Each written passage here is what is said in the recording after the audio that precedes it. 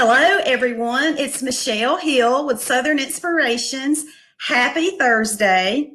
I am so honored and pleased to have my special guest today from the Arkansas Peace and Justice Memorial Movement and many other organizations that they're involved in. So would you please help me welcome to the Making a Difference Southern Inspiration show, Kwami and Clarice Abdul-bey. Welcome, guys. How are you? Good morning. How are you doing? Good. Or good afternoon, I guess. Oh, gosh. Yeah, it's getting close to lunchtime. So if y'all hear tummy growl, we'll keep on going. Indeed. So again, thank you. I just want to start out. I know that, first of all, just by doing the brief research that I had time to do, y'all are some busy folks. Oh my God. you have lots going on these days. Plus your parents, Yes. briefly. And we're also students, so Yes. Well, look, from this dissertation of history on both of y'all, you are constant learners. And yes. I was reading through it and I'm like, oh my goodness, this is a little bit over my head. But welcome everyone that's watching. Y'all, I just want to kind of set this up before we dive into the content. We are here today, and I'm going to read, I've got my little cheat sheet over here. I'm going to read exactly what Clarice sent me because there just is no better way to say it. We are here today to talk about the Arkansas Peace and Justice Memorial Movement. But Kwami and Clarice, it goes much deeper than that, right?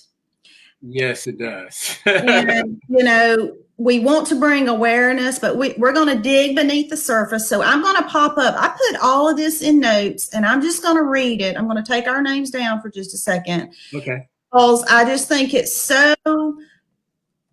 just speaks to why we're here. And it speaks to the facts, the truth. But y'all, what we want you to know and take away today as you're watching and as you're on replay and you're sharing this is that just because we're in this state, I'll just call it that, this state of unrest, yes, craziness in our world today, and the mentality that is just off base does not mean that we have to stay that way. correct. Okay, so let me find my notes. Let me see here. I loaded them, but y'all, I've got so many notes. Well, I can't find them right now, so just I thought I put them in here. Okay. So Clarice, with your permission, I'm going to read exactly what you sent me. Arkansas has a history of being the third most deadliest state for Black people when it comes to racialized violence in the form of lynchings. And I'm going to just stop right there because this is a transparent, organic, natural conversation for the purpose of bringing education, truth, facts, hope, and healing. Yes. I did not know this. Well, we actually learned it ourselves within the last 2 years. We homeschool our children, and our oldest child, Dreama, she was graduating from high school, so she had basically a graduation, quote unquote, dissertation that she was required to do, and as part of that, she wanted to go to Montgomery, Alabama, to the new lynching museum that attorney Brian Stevenson had created. So we took a family trip to the museum, and there, oh my God, it was a very somber, powerful, and overwhelming experience for us, and for us to learn that Arkansas had 492 documented lynchings in its history, 492, more than Texas. And like I said, documented means that they were able to find two separate sources that confirmed the lynching happened. So Right. it probably was a lot more than 492. Well, I was going to say that's the key word is documented. I'm sorry, Clarice. Oh, I was saying we've since that what April, May of 2018. Yeah, 2000. We've since working with historians here in Arkansas found that there are more than 492 of our community members and people here in the state of Arkansas who have been, or actually Black people, of course, who have been victims of racial terror lynchings in our state. Right.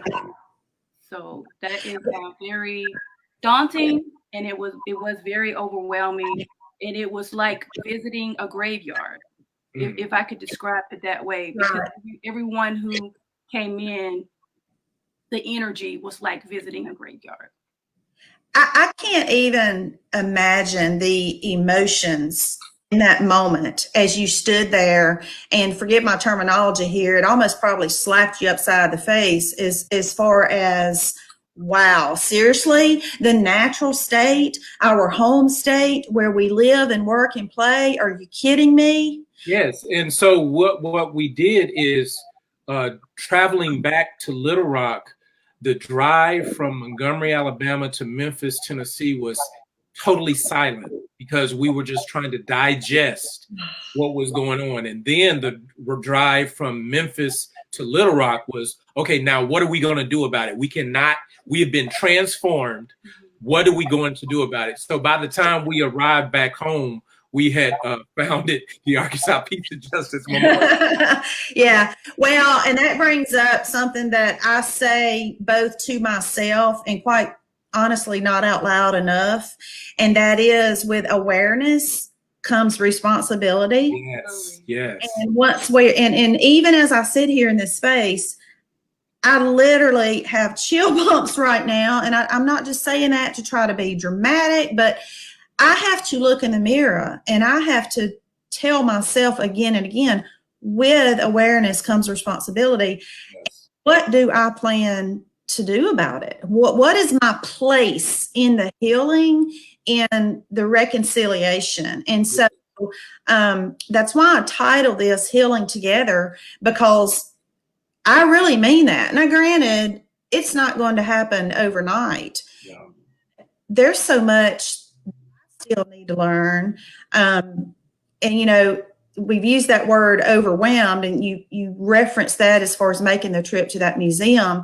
That's how I feel right now, not just with your organization, but just in general.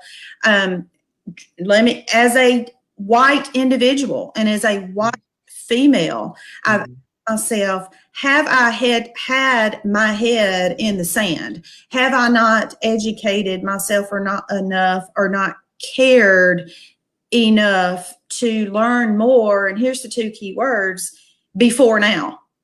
Yes. I'm so encouraged just by the spirit that you both have, because I know that that's your heart, is that, hey, what do we do about it? You said it best, Kwami. It's like, what do we do with this now?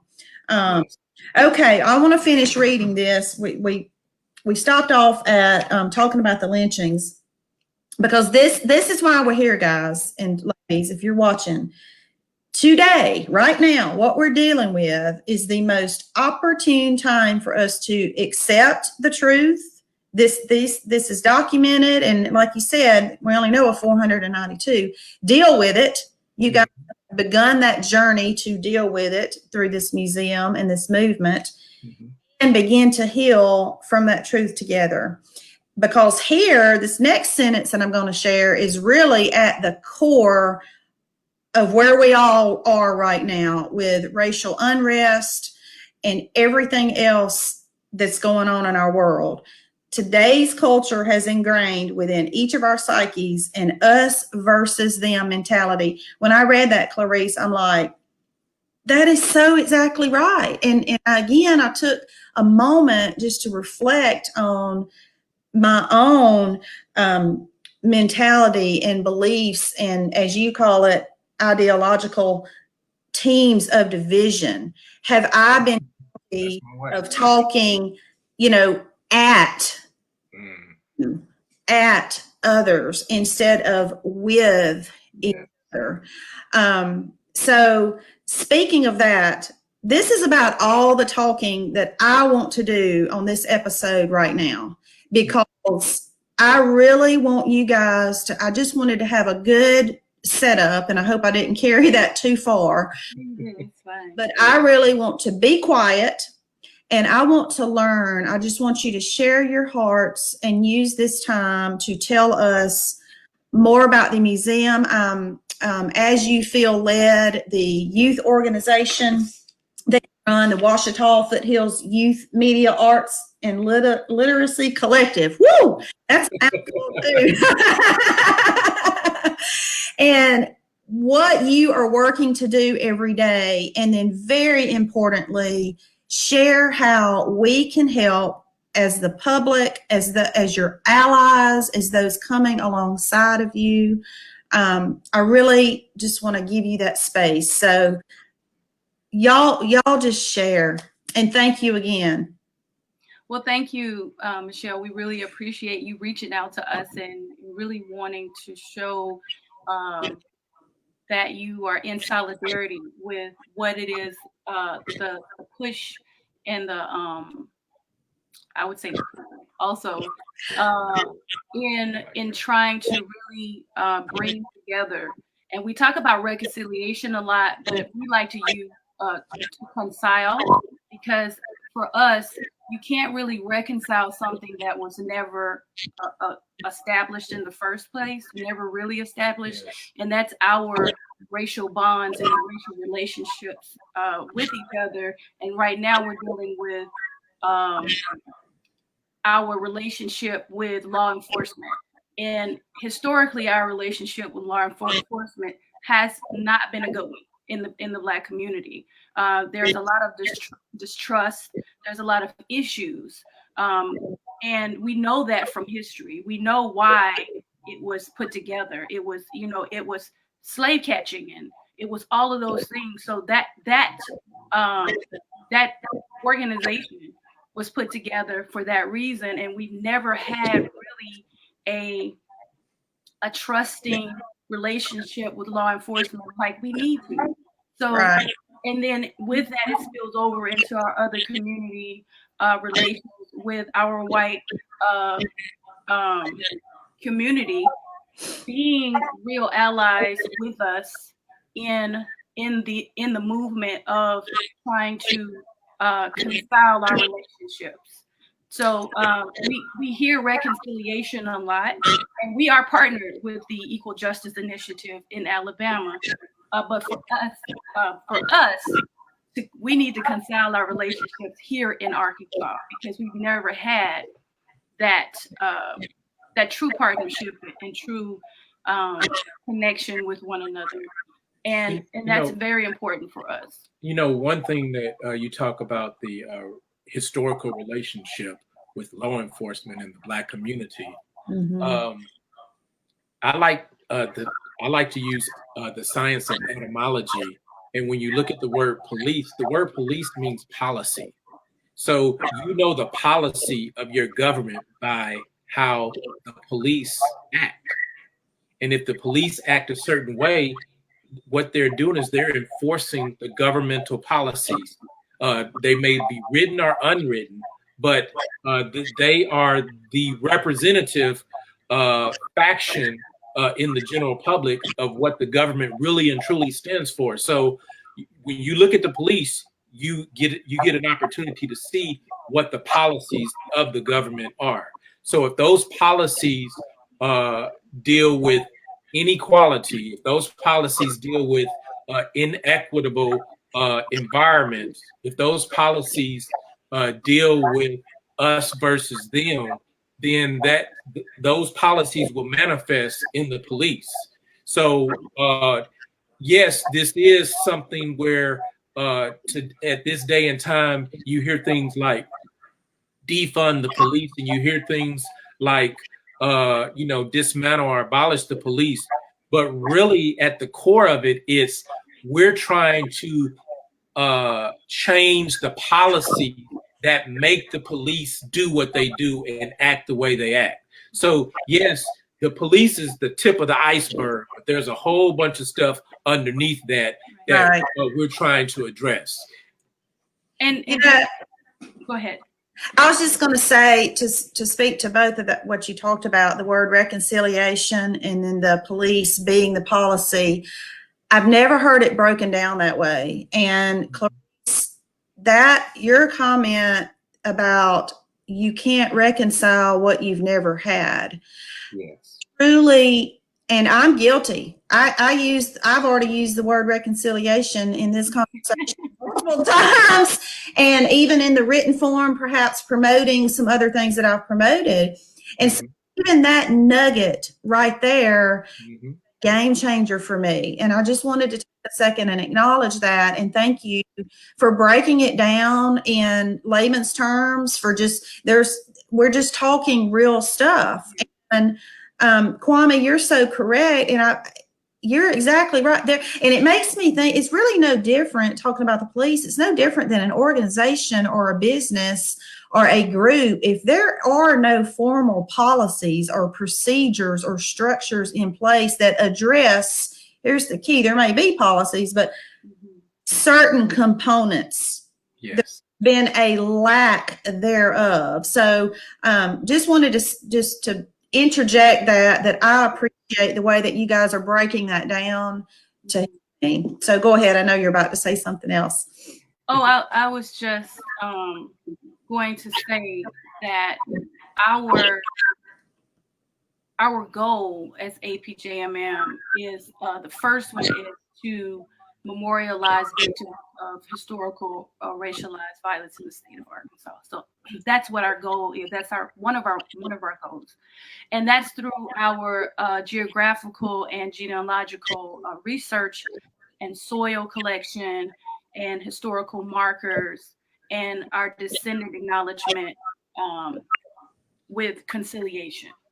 Okay. And so that's one of our goals. Our secondary goal is to promote community wide engagement, and through the educational, like we say, edutainment, education, arts, and interracial dialogue. And we are one of the Arkansas-based coming to the table. We are the right coming to the table in the state. Well, in this state, that was formed, and Kwame knows more history, but it was basically formed with the descendants of Thomas Jefferson and black and white descendants of Thomas Jefferson and Sally Hemings. Sally Hemings. He's the real historian. Sally Hemings, and so they formed this organization called Coming to the Table to have conversations about racial issues and how we could work together and how we can be in solidarity on issues of race. And so with this great organization, we wanted to bring it here because we were, as APJMM, getting an influx of calls and letters from the white community saying, hey, we want to have a conversation. Like this information that you're providing, we didn't know anything about, especially in our state. We want to sit down and we want to talk it, and have made many allies and friends from the white community, basically calling and saying, and I mean very how do I say it? Very lamenting of the fact that this is a hard subject. Yes. I'm crushed by it. I never realized my privilege in this. I've been here for, I've lived here for all my life. I've been a white male or female for, as long as I can remember. Since I got my membership card in the mail. I never, I never saw how my white privilege was affecting other communities, Black communities. That's exactly, yep. And one would, with the history of Arkansas and the things that have happened, you have to be one thing. We have friends, and we've had other, especially our feminist friends who have said to us, "Why waste your time, talking to white male men about issues of race when they are the cause mainly?" And these are conversations. To me, the coming to the table piece is we can't reconcile things if we don't have a conversation. We can't completely shut the door to any type of coming together and living together and working together to fight racial issues in our state if we don't have conversations. Right. If we can't come and be real with one another and say, look, we've ignored this far too long. You've ignored it. Here's your privilege. Here's how it's affected my community. Or you say, we didn't know, or you know what I'm saying? Or we just, we were raised this way. We don't, whatever the issues are, we want to put them on the table so conversations, real conversations can be had. And of course, boxes of tissue are always, always. I hope I don't need them right now, but I might. And so we won't do anything that will. We want real conversations. And so we want to make sure that we're not covering up the issues. We're not sugarcoating and we're not pacifying. That we're all being very real and what our history has been and also our personal experiences. Well, and you said, I'm sorry, go ahead, Kwami. No, you please, I wanted to pull out of that two other words that you used because or two other phrases because it's being thrown around a lot right now. And that is ally or allies, and that is white privilege. And so there are a plethora of resources out there right now, 75 ways to be a best white ally, all of these things are out there. Yeah. I think it's genuine. I mean, I'm genuine in asking that I do better. And so I'm not, making light of that. But this is two-part. So how, from your perspective, your history, what you know as a couple, as Black individuals, give us some everyday, realistic, practical things what we can do to be allies. That's number one. And number two, this thing about white privilege, I'll share a quick story about that.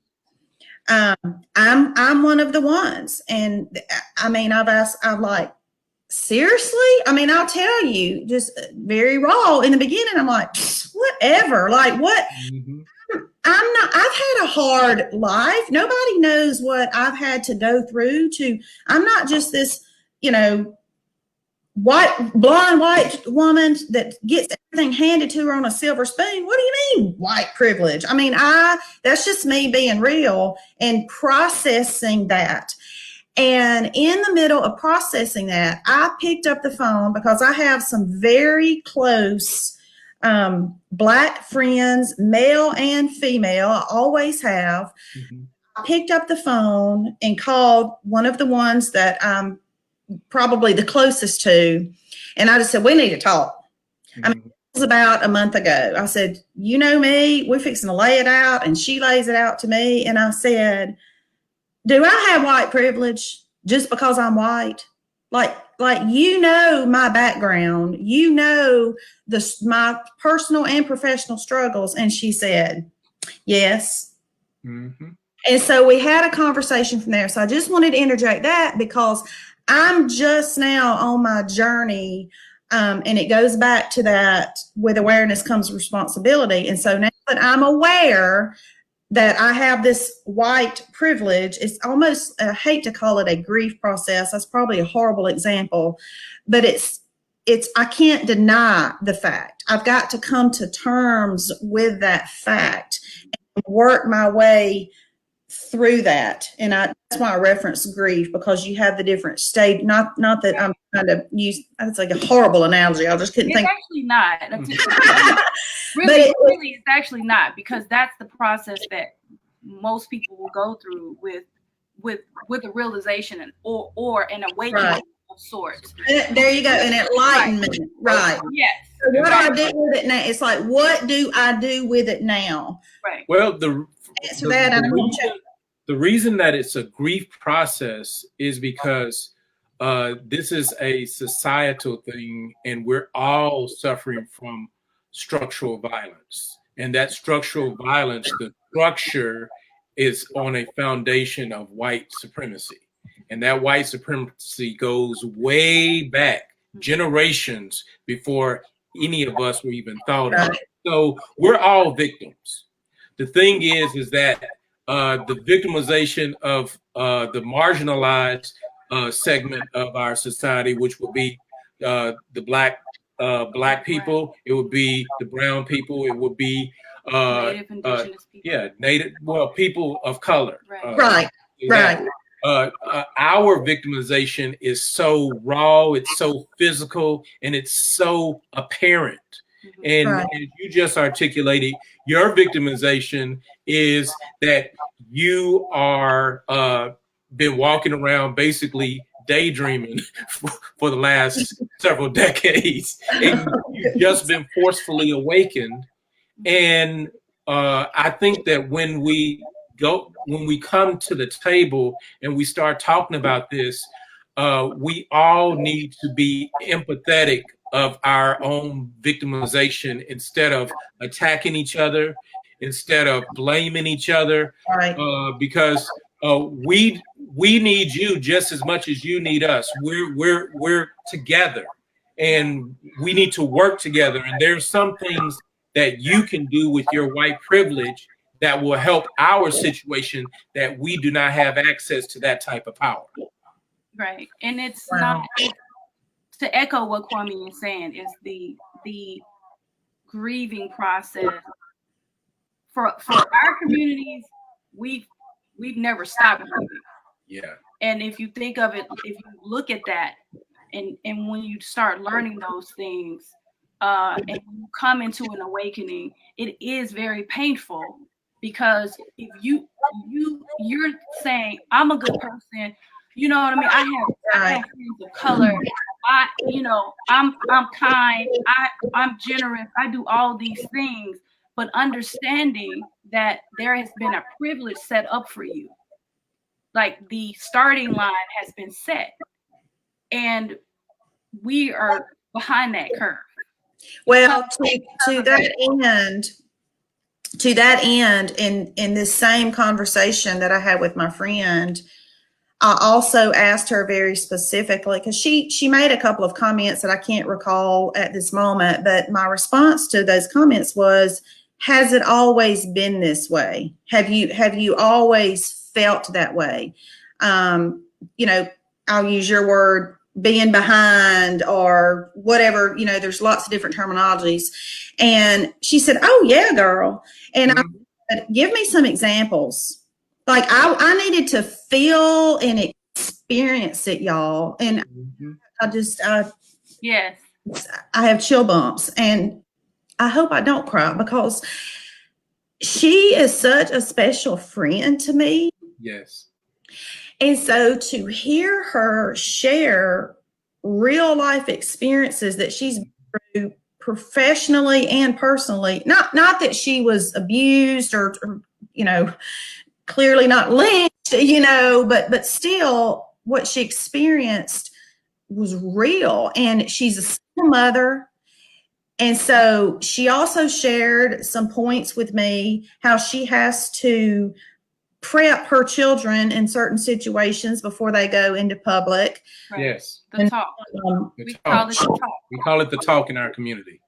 Yes. And I'm like, what? And that was another one of those things. I'm like, you literally, and her hair. We talked a lot about her hair and how she has to tone it down in certain situations. And so she can't, be herself. And so all these things, my head has been spinning. So every time you say something, Clarice, it's resonating back to either that conversation or a video. I've been watching some videos. I've joined a new, fairly large entrepreneurs group that's I know it's nationwide. I think it's actually worldwide. And one of the requirements, and this just blesses my heart to even become a member, is that you have to watch a series of videos that all point back to Black Lives Matter. Right. These are individuals sharing their stories. And I sat and watched one yesterday on a lady. I don't recall where she's from or her name, but she talked about how when she got ready to run for office, I wouldn't think, I would think something about it, but I would exercise caution, but I would not think to the extent that she had to think about going door to door with my pamphlet saying, please vote for me. Right. When her and her two young Black sons went out into a neighborhood that was not theirs, let's be real, and she said, keep your hands up here. This is how your shirt's going to look. This is how, you have to be very, very mindful, because at no time do I want to put us in a position that, somebody calls the cops on us, or they think that we're there for any other reason other than to campaign. Right. Yes. And, we have real examples of what she feared. Trayvon Martin, Ahmaud Arbery, those are two clear examples of people being in a neighborhood where they were believed that they did not belong there, and then violence that led to their deaths.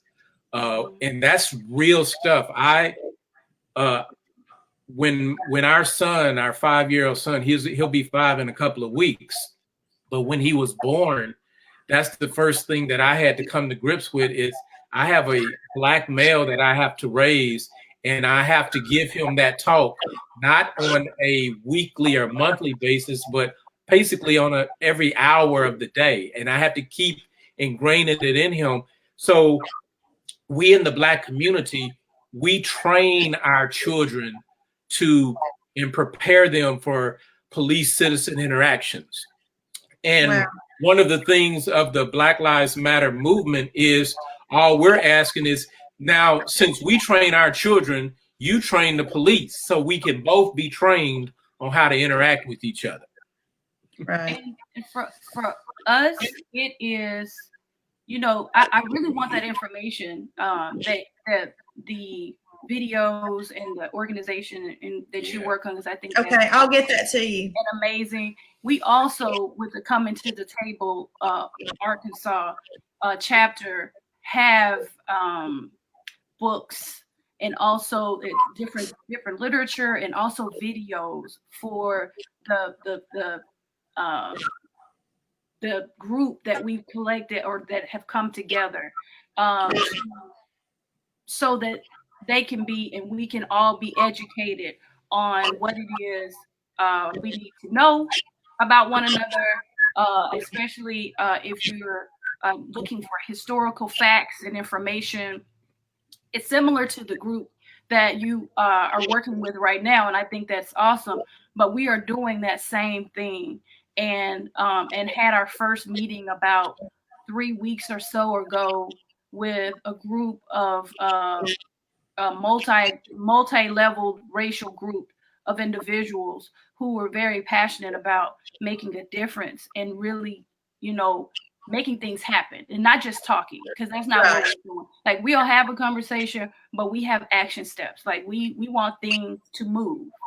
And you ask about, what are some things that you can do for us? It's very important that we impart those things, or we express how important it is that you do. Number one, use your voice, use your privilege. That for us, that's very important. when you come into the enlightenment of the fact that you've always had this, you've always been able to get the things that you need done with no issue. Use that to help assist organizations and communities that need the help. Give back in some way and help organizations that are trying to change the issues, trying to control and change the narrative in a positive way that will benefit the community. That's the main thing, I think, for us, takeaway for you to do. Just like if, for example, we call them Karens. This is the joke. Wait a minute. Y'all let me be real. I thought that was a white thing. all over the world. See, it's a whole label of Karen at this point. Poor Karen. If Karens in the world can pick up a phone and call the police, who are put in place to protect them because of their privilege, right, and because of their place in this society, if they can do that, they can also, so know the power first. They can also, when you come into that enlightenment, know that you also have the power to change things. Legislation, we need you. 93rd Assembly is coming up in 2021. We need you. January, we need your voice. Get behind bills and ordinances or whatever it is in the community that's helping the communities of color. Get behind those things, and black people. We need more education. I mean, as far as Arkansas, the education here, we don't even know what's going on, and that's the sad part. Is our educational system, as far as in our public schools, are very flawed. And there's a divestment in our public schools, in our community. Our community schools are being shut down for the option of charter schools, or schools that basically you get the money from our children and then send them back to public schools or other schools with no, just with no investment in the lives of our children. And so we have to be very intentional with the power that you have. You have to be very intentional in saying, I'm going to use my voice. This is what I'm going to do. And do it in a way that it's genuine, and not because it is your we get this a lot. We get people doing things for charitable reasons. We need things done because it is and I'm a curse, damn right thing to do. It is what needs to happen. And it is, it's a moral and ethical issue. It's an issue of humanity, not of charity. And that's where we have to focus, is our issues of humanity, not charity. It's not cool just to be a part of clubs, to do things for children in Africa and other places when our communities are burning down around us. We have to invest in our own communities.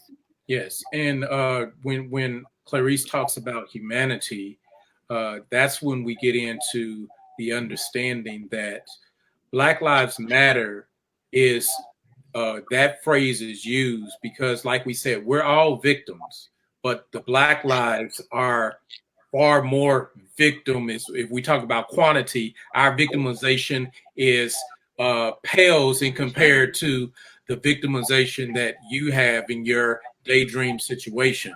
So Black Lives Matter is there because if Black lives don't matter, then nobody's lives matter. So one thing that really pisses me off is when we hear that, oh no, all lives matter and blue lives matter. First of all, blue lives don't matter because blue lives is a uniform, it's not a life.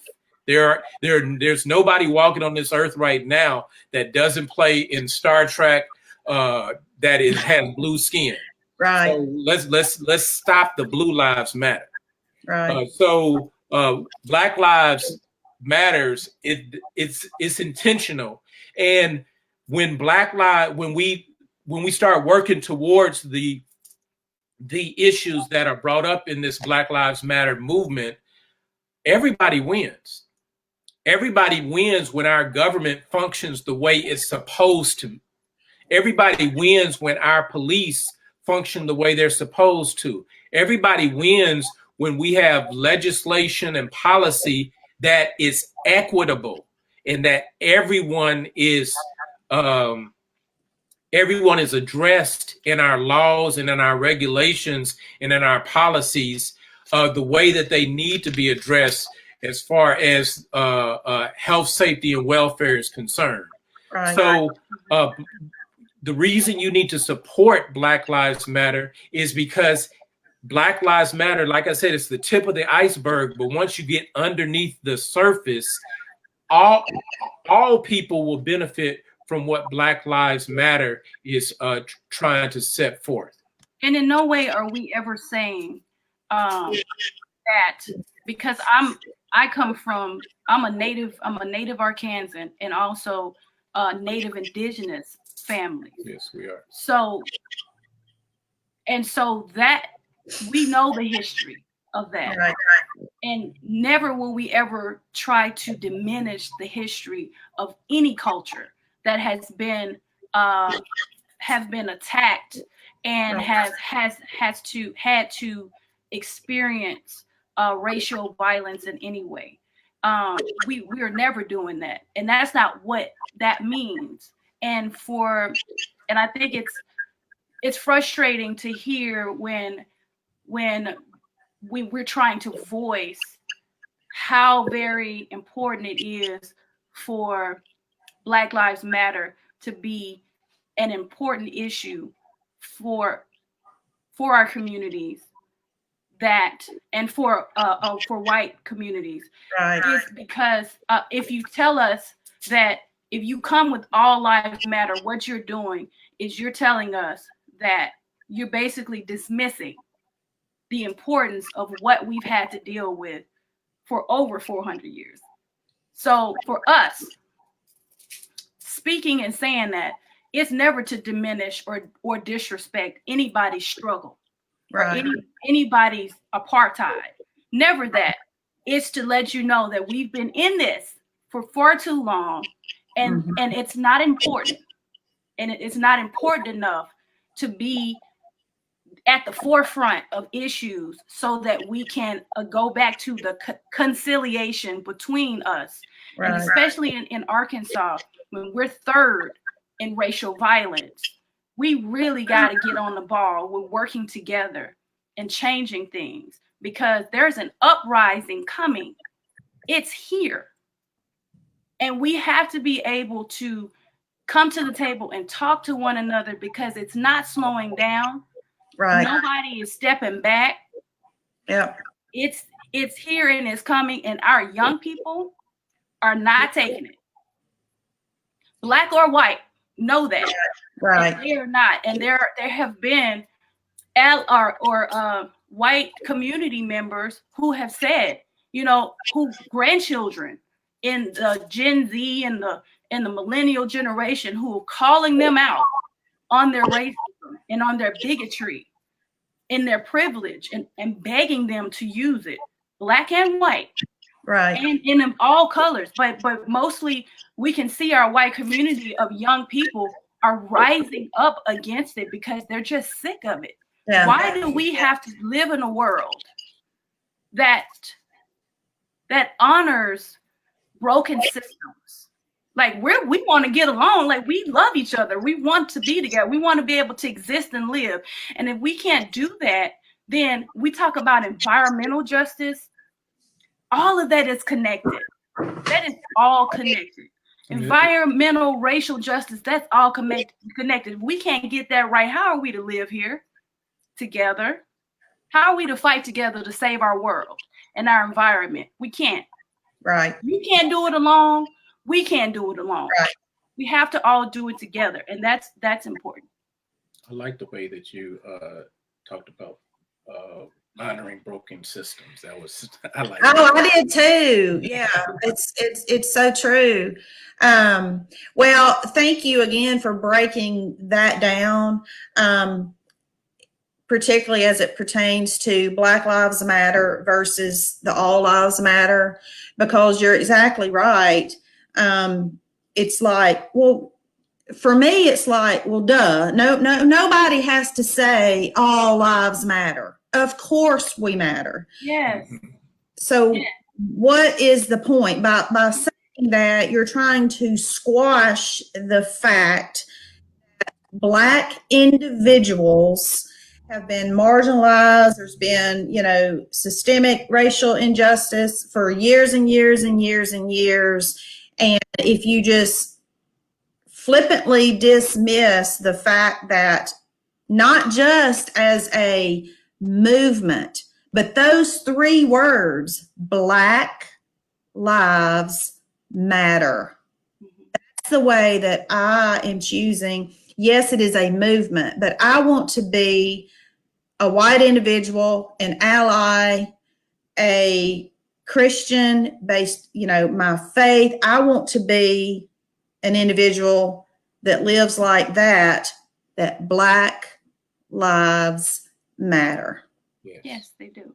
And that's because, like I said, nobody has to say all lives matter. So it's my intention to continue to come alongside you as I can in spaces that make sense, where I can use my gifts, skills, talents, abilities, whatever that is, my platform to educate, to inform, to bring facts, truth, but in a way that we present it as hope.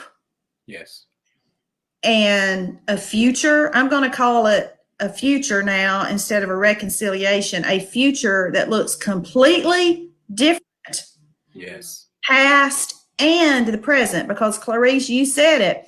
It's not going away. Unfortunately, it's very sad that it's not going away anytime soon. And it's going to take us one by one by one. It's going to take scenarios like this right here, where, and this is not to pump myself or bring glory to myself, so please don't take it that way, but it's going to take us privileged white people in our hand, picking up the phone, emailing, whatever, and saying, Kwami and Clarice, you don't know me, but let's talk. Yes. Indeed. And you've got to reciprocate. You as Black individuals have got to have the heart, the spirit, the willingness, the vulnerability, the transparency and almost like, to me too, you're taking a risk of relationship. Yes. You want the relationship, but there's got to be a trust factor. And for years, it's almost like you've been programmed not to trust. Yes. And so it requires this coming together on both sides. Yes. For the healing process to start. And I'm going to rewind all the way back. Almost, we're 49 minutes in. Lord, it would go this long. I'm going to rewind to where we started out, that you can't have reconciliation on something that never had a bond to begin with. Yes. Right. Here we are in 2020. That just blows my mind, the fact that 2020 and we're talking about we need to build a bond now. Why on God's green earth have we had to wait this long and let our society get to this point to start the bond? Yes.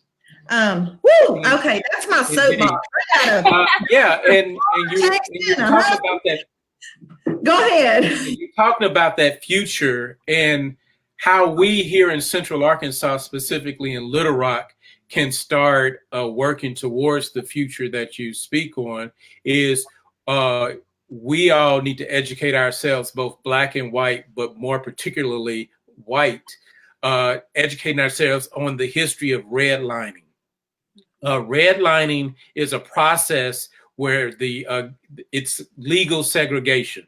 Mm-hmm. And it started here in Little Rock. Mm-hmm. And it started with the construction of I-630.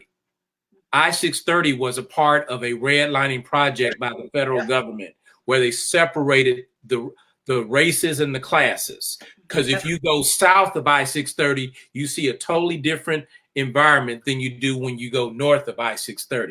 So what we need to do is in working towards that future is we need to be focusing all of our resources, our time, and our energy in equitably addressing what's going on south of I-630. And we're actually working on putting together a city ordinance to put it in front of the city board of directors to create a 1.5, 2 cent sales tax for the next 15, 20 years that will go towards funding, revitalizing, and redeveloping the landmass south of I-630. And also, if you go on Highway 10, the Pankey addition as well. And that's something that's really something that white privilege can start right now in picking up the phone, calling the mayor, calling all of the city directors saying, hey, we need to equitably address south of I-630, and we need to start now. We need to start today. If you aren't aware, south of I-630 has no grocery store whatsoever. It's called food apartheid. Right. The last grocery store south of I-630 closed in 2013 or 2014. So people that live south of I-630, the closest grocery store would be the Rodney Perham Kroger. I think so. That's the closest grocery store that they have. Kroger, No, okay. Kroger on Rodney Perham. That's the closest one. Now, that's for them to eat fresh food right. at a reasonable price. But in those that cannot make it there because of transportation issues, then they have to eat non-fresh food, highly processed foods at the gas station or whatever. Right. That's full of sugar, full of salt. Right. So that's where we get our health issues from, as far as the diabetes. Oh my goodness. The bad blood and everything. So that's one thing that we all can start dealing with that is tangible. And I think I'm with you 100%. Yes. And I think more so, well, to echo that, the investment in communities who are already there, that have been divided to be there and pushed out of communities before I-630 into the other side of I-630, and the investment has not been there. So for us, the investment into those communities, instead of coming in and gentrifying those communities and taking that over and making everything to where it's unaffordable for anyone right. in the communities that live there, and to push them further out, is inhumane. And so we have to be able to look at that and say, okay, instead of us coming in and putting up coffee shops and things that people can make or live without, but what about a grocery store? What about things that are tangible? What about laundromats? I mean, the laundromat in South on Main was completely tore down. And that laundromat was a main source for that entire community. Okay. And so if we're going to be real about it, let's talk about things like that, like the resources and access that's needed. And those are real, very important conversations that we need to have. For me, and I'm going to say this so that you can wrap it up, is that one main thing that is important is the toughest conversation you can have is to have it with your family about racial issues. Yes. If you come from a family that generationally the issue has been race, equity, and other issues, then the toughest conversation you can have, it's easy to link up with organizations and talk with your Black friends and talk to other people and other people who are allies or progressive about racial issues and making things happen, because they're on it, they're right on top of it, they're with you. But to get intimately with your family, your racist ass Uncle Joe, well, you need to have a conversation with him. She has a show on I told y'all we will keep it real on here. Right. To have a conversation at a table, or just have a conversation with a family member that you know that these things have been covered up and other stuff, and that you are swept under a rug, or right. You know what's going on. And that's what we have conversations about. We say that that's the toughest conversation that you can have, yep. But you have to have that conversation. That's how you know that you are really stepping into that real work of undoing racism. That's the only way you're going to know, is to look back and to have a conversation with family members and people you love. Right. It's easy to talk to other people. It is very hard to talk about racial issues with family because of the love and the relationship, and you don't want to lose that. But you got to be willing to lose. You got to be willing to lose. Right. This time. We're losing a lot of things, but we have to push past that for what's right, for what we need to do to come together. One of my most favorite authors in my 20s was Stephen Covey, The 7 Habits of Highly Effective People. And one of the things that he stresses is the importance of principle-centered leadership. And so we have to figure out what are the principles that we're going to move forward on as a society for that future that you just mentioned. And then we have to be steadfast in upholding those principles. Right. And those in our families, those in our communities, those in our neighborhoods, those in our cities who refuse to willingly abide by those principles, we're going to have to deal with them. We're going to have to deal with them some way or another, but we're going to have to deal with them. Exactly. Wow. Oh my goodness. I anticipated a lot, and I got so much more. Absolutely. My heart is full, but at the same time, it's also sad. Yeah. It's sad that we're having to deal with this right now. Some of the things you guys have mentioned during the course of our time together today, I've begun the journey. For a person, other things that you've mentioned, this girlfriend's got a little way to go. Yeah. So I transparently admit that. But every day I am going to work on it. Every day I want to do my part. To step out in faith, and sometimes even step out in fear, break cycles, to crush the norm, if you will, and to affect change for my grandchildren. I have a new granddaughter. Yeah, congratulations. Thank you. And to affect change for Lauren. Yes. And for all, I can't look through the lens of only affecting change for people who look like me in my family.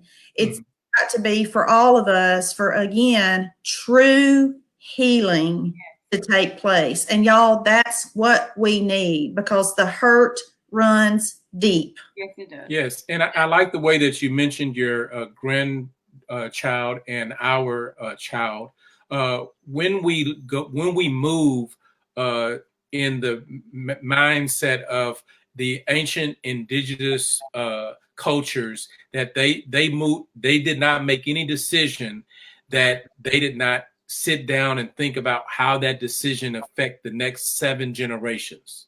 So we need to be very intentional in, like, okay, how do we move forward so that the next 7 generations can benefit from what we're doing? Absolutely. I want history to show that this moment in time might have been a hell of a year, for many different reasons, but it was also a very productive moment in time. That real mindsets change. And I'm glad you used that word, Kwame, because that's another word that's going on right now. But I have been doing a lot of work, because as we think, such we act. So what are those thoughts and those patterns and those and mindsets? It's just a good word. What's ingrained into me, whether it was from my childhood, whether I adopted it myself, whatever it was, breaking those down and pulling them apart, questioning them when they need to be questioned, and replacing them with a new thought, a new pattern that will therefore change the behaviors, change the way I look at a Black man coming toward me. If I'm out walking on a street by myself, again, we could get into a whole, we might round 2. Hey, I know, because I've experienced that for the last 50 years. Car doors locking and everything. Yeah, I mean, it's real stuff. And that's the kind of conversation that I've got to have with myself and with my family to break all that nonsense down. So, okay. I want to end this on 2 things. One, if you'll give us a challenge, would you leave us, your white allies, but really for everybody, because again, we want to stress here that it's together. It's for everybody, both sides, all sides. What's a challenge, something practical we can do immediately? And the number 2, and we'll end on this, tell us something specific we can do to support the organization itself. What's a need right now that anyone can help fill? Okay. The first thing, what you can do right now is you can Google Coming to the Table. Okay. And when you go to their website, you can sign up to be a member. And then when you become a member, the national office will forward your information to us. And we right now, since George Floyd was murdered, we now we went from 3 members in our local Coming to the Table to we now have 48 members. So we need to we need more members, more people that's willing to come to the table and have these discussions that we're having right now, and then strategize and come up with a game plan. So we need everyone to join Coming to the Table. That's what you can do right now, right this moment. So let me make sure I understand that correctly, Kwame. This is something national, but there's a local. Yes, it's a national organization, and APJMM is the local chapter, the Arkansas chapter of that organization. I got it. Okay, just want to make sure I had that right. Okay, sorry to interrupt. No problem. The next thing that you can do is Clarice and I, all the work that we do with APJMM, with Arkansas Peace and Justice Memorial Movement, and with Ouachita Foothills Youth Media Arts and Literacy Collective, 95% of the funding comes out of our pockets. We do have a nonprofit, but I work 60, 70 hours a week in order to fund what we're doing. And Clarice, she also works as well. So we fund this completely out of our pockets. And if you guys want to make sure that we continue what we're doing and we actually accelerate our activities, you can go to our website, apjmm.org. Let's see. Here we go, right here. Okay. Well, yeah, there's a link to donate. Okay. And, definitely donate to what we're doing so that we can not only continue doing it, but we can do it at an accelerated rate. to be very honest with you, I would like to see one day when we don't have to go to work, when we can do this work of social justice, racial justice, 24/7 from our office here in our home, and we don't have to go clock in someplace else. So the only way that we can do that is if we have the proper funds to do that, because we do have a mortgage and a car note. And that 5-year-old boy really likes to eat. Oh my goodness. The books that, for me, it's pretty simple, and I'll keep it really short. But some of the things that Kwami was talking about and some readings, we're ordering books now for our Coming to the Table group. And some of the books that were mentioned were some of these little books that Coming to the Table National Organization provide.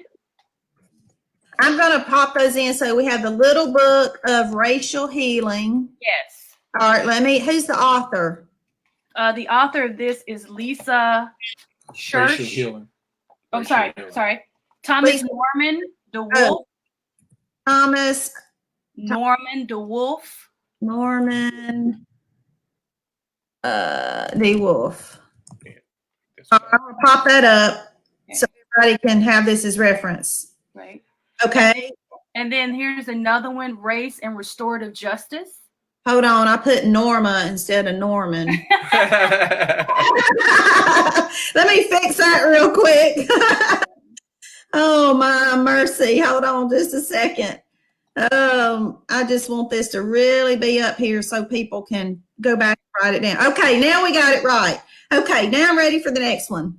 The Race and Restorative Justice. Little Book of Race and Restorative Justice. Little. They're condensed, but they're really quick reads. They're not very thick books. They are packed full of really awesome information for you to get quick information on different topics like race and restorative justice. And these books are books that you will get when you become a member of Coming to the Table. I gotcha. And then okay. this one is racial. Well, we did racial healing already. Yeah. Dialogue for difficult subjects. How to have these conversations. Oh, that's got the it. author. I'm just not even gonna worry about the author. Yeah. And on Amazon. Right. Yeah. So back in real quick last year, we did tools for teaching, learning and teaching difficult history for about 75 or so teachers from all over the state of Arkansas. And we did that in partnership with the Butler Center, the Central Arkansas Library Systems Butler Center. Oh, wow. And, George West, who is a dear friend of ours. And he, that was amazing. And so the Dialogue of Difficult Subjects is a good book because we talked about those things, and historians were there giving the history of Arkansas. But we came on the back end also talking about the programs that you can use in your classroom to help facilitate difficult history. Okay, to answer your question, for me, it's simple. Be brave. Oh. Be brave. It's very important that we all are very brave and very intentional. Be vulnerable. Be brave and be vulnerable. Very intentional in how we approach each other, how we approach issues of race and racial violence, issues of privilege. Be brave. And that's very important. That statement for me, it creates an energy for me and for other people. I hope it is something that you latch on to, because we're going to need bravery to get through this. Like, we can be afraid. Right. And we can have all of anytime we are approaching a situation or facilitating, there is a serious nervousness that's there. But we know that once we hit that room full of people, that we have to be brave, because what we're doing is we're facilitating relationships. and that we're facilitating healing and restoration. Absolutely. When we go out into the world, and as you go out into the world, and I'm speaking to the white community, you have to be brave. You have to be brave with your family. You have to tell people, I don't agree with that. And I will not stand for that. I will not stand for it. And this is what I stand for, and I won't change it.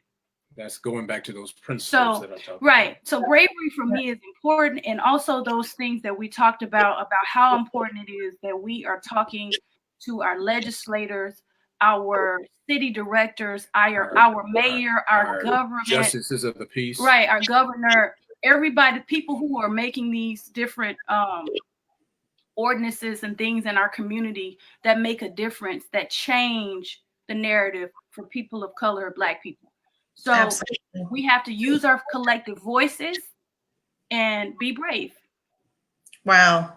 I can think of no better advice than that. So thank you for sharing that. Y'all, this may go down as the longest episode. And we mentioned the Ouachita foothills. Yeah. but we may have to have another episode just to talk about that organization, because both of you have done and continue to do so much work with youth, speaking of the next generation. And so side note that if I don't reach out to you and say, hey, let's do round 2, to me, because we need to do round 2 to talk about that fabulous organization. But with that, thank you again. This has been, again, all that and more. It's gone way beyond my expectations. I feel like I have 2 new friends. Yes. Please call us whenever. You do. I will. I cannot wait to be able to see you in person and learn even more and continue just to glean from both of you and do my part. Thank you. Yes. Thank you so much. Yes, so you are so welcome. And for everyone watching, whether you're watching live now or replay, you've heard this conversation, you've heard the challenge that's been put out there. So I challenge you to take the words to heart and to be a part of making a difference and literally changing history. We can't change history, but we can change the effects of history so you have a much brighter, hopeful, promising future. Absolutely. Yes, thank you. Yeah. Everyone have a fabulous day and a safe and healthy weekend. And as always, thank you for supporting Southern Inspirations. And I always end with, if you are a leader or know a leader of a nonprofit organization who would like to do this, just to have a conversation, get the word out there, drive awareness and engagement, please let me know. I'm always looking to do good nonprofit stories. So, all right, guys, I'm sure Lauren's in there getting hungry. Y'all better go feed that boy. Well, his big sister is in there helping out. So. Oh, okay. All right. Well, y'all take care, and we'll be in touch again soon. Okay. Thank you. Thank you. All right. Bye-bye.